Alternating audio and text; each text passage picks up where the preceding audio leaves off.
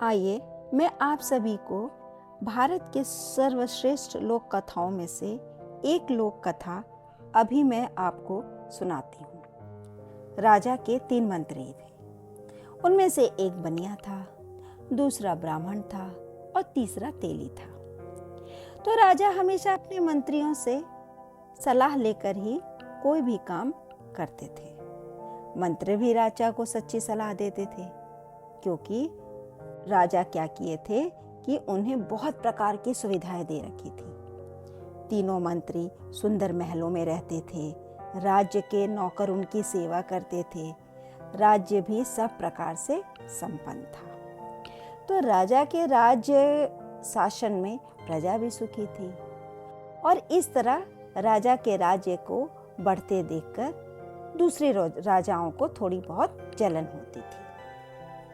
एक समय की बात है, एक बलवान राजा उनके राज्य पर चढ़ाई कर दी और चारों तरफ से राज्य को घेर लिया। तो लड़ाई के बाजे बजने लगे और बाजों की जोश भरी आवाज को सुनकर राजा अपने तीनों मंत्रियों को बुलवाए और उनके आने पर उसने उनसे सलाह ली कि किस प्रकार हमला करने वाले राजा को हराया जाए। तो तीनों मंत्री अपना अपना सलाह देने लगे।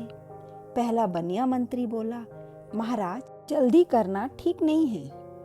तराजू से जिस प्रकार सामान का हम लोग वजन करते हैं, उसी प्रकार दुश्मन की फौज का वजन किया जाए, इसके बाद लड़ना ठीक है। राजा ने ब्राह्मण मंत्री की ओर अपनी आंखें फेरी।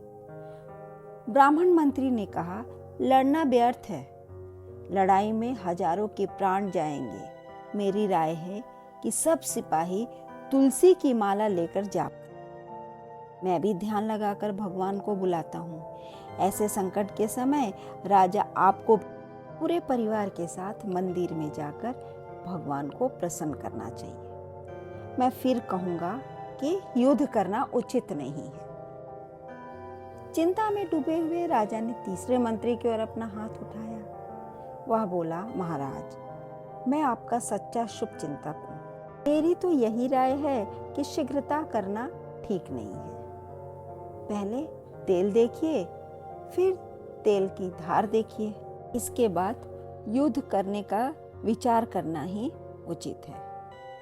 राजा मंत्रियों की बातें सुनकर परेशान था। शत्रु की सेनाएं नगर में घुसने लगी और धीरे धीरे उन्होंने राजा को पकड़कर कैदी बना लिया और इस प्रकार राज्य पर हमला करने वाले राजा का अधिकार हो गया। कैदी बने हुए राजा ने चारों ओर देखा, लेकिन उनके तीनों मंत्री का मालूम नहीं कहाँ चले गए थे। इस कहानी से हमें यह शिक्षा मिलती है कि हमें कर्म में विश्वास करना चाहिए, न कि व्यर्थ की बातों में समय गंवाना चाहिए। केवल भगवान भरोसे बैठकर भी किसी समस्या का हल नहीं निकलता। धन्यवाद।